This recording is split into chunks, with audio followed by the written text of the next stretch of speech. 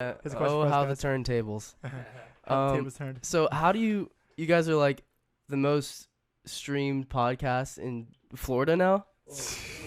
My personal investigators. Okay. Yeah, I'm curious because Okay. like what's it based off of? All right, so YouTube streams? for me personally, it's a shtick. You know, we just do that shit though. Sound good. No. My PI just texted me. Hold on, let me see the mic real quick.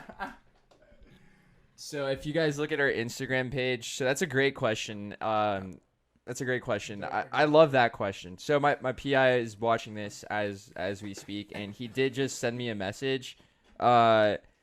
So the other day, for about 6 hours, we were the number one podcast in Florida for about 6 hours.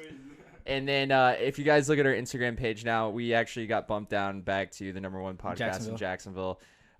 This is based off of sentiment and other. This is based off of sentiment and other important things to look at as far as analytics and numbers go. So we are in. So guess what? I found out for 6 hours we were actually the number one podcast in Florida, over Tony Robbins. And then my PI texted me. He's like, by the way, Tony Robbins just became the number one podcast in Florida again.